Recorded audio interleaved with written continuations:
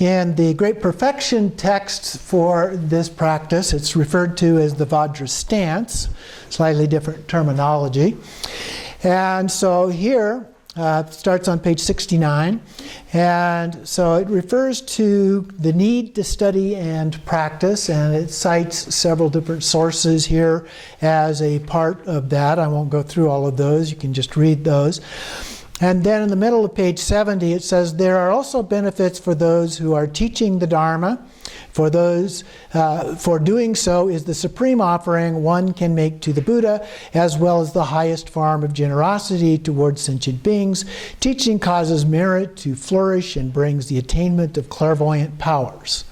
And then it goes through and refers to a number of sources related to that statement as well. And then gets to teaching the Dharma, the Buddhas, on the bottom of page 71 here, and talks about different approaches that can be used. And so first it lists them: the approach of the Buddhas, the approach of the foe destroyers, and the approach of the scholars. And then it describes a little bit more each of those. The first one, the Buddhas turn the wheel of the Dharma using their three miraculous powers. The first of these is the miraculous power of manifesting magical displays, demonstrating infinite magical feats such as emanating light, rising 7 tree lengths up into the sky, and other such displays. The Buddhas instill faith and interest in those who are in need of guidance. This is the miraculous power of enlightened form. Not something I could do.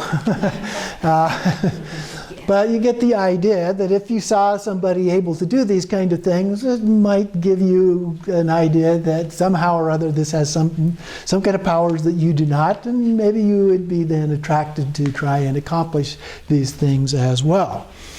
And it goes on with the miraculous power of expression. They clairvoyantly perceive the specific class, mindset, and the latent tendencies of those in need of guidance, and then know how to teach the Dharma accordingly. Through this, they are able to bless the mind stream of each member of their retinue. This is the miraculous power of the enlightened mind. Okay? And then the third one, once this has made the disciples' mind stream pure and workable, they rain down the Dharma according to the personal interests of their students by means of the miraculous power of fitting instructions. Through these three powers, they link beings with the states of the higher realms of true goodness. So this section helps us understand a little bit how different Buddhas might actually, or teachers might actually help us understand the Dharma and be able to then apply that Dharma in our lives. Then, on page 74, we have the description of the actual practice here. Very similar to the one in Yeshe Lama, but we'll go through this one. You'll see that it is a little bit different. So there are 3 preliminary practices associated with the 3 gates, the first of which is the body. So the 3 gates are body, speech, and mind. And it talks about, it recites from the Tantra of Penetrating Sound, holding the Vajra posture, train the body, and benefit the mind. So here it says to stand on a thick cushion with your body straight and the soles of your feet joined together.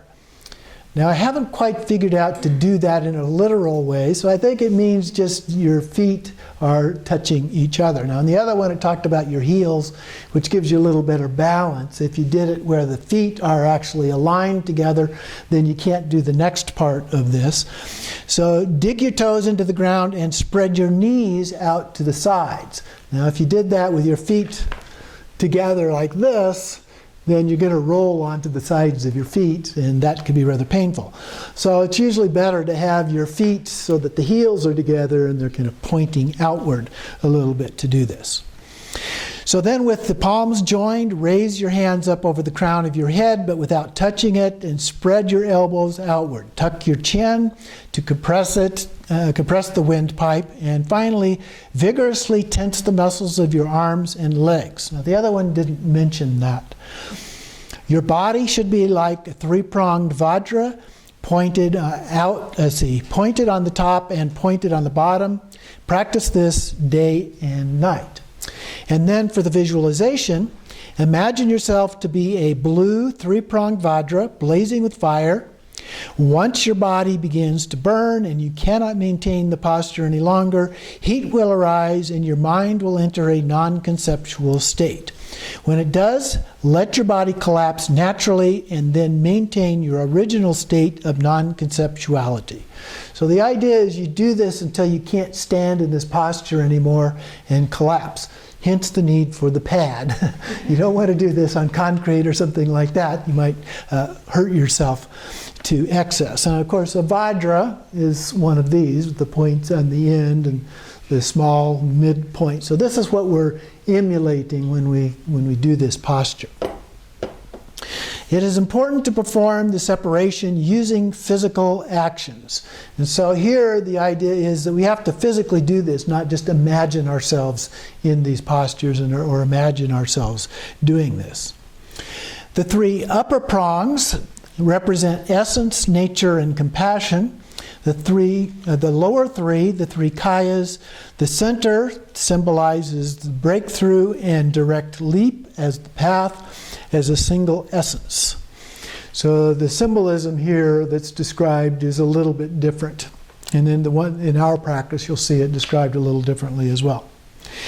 And then it also mentions three functions that this performs. The first is to purify every trace of physical negativity. The second is to pacify all harmful forces and obstacles associated with the body. It's the blazing fire. This fire of wisdom just burns up all these obstacles.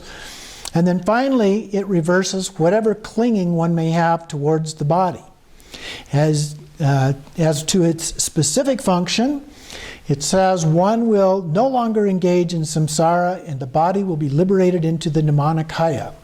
Its ultimate function is to transcend suffering and reach the primordial state. One's own body and the Vajra body of the Buddhas are inseparable.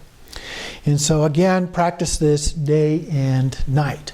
So this is the description according to the Great Perfection text, very similar with a few little nuances of differences.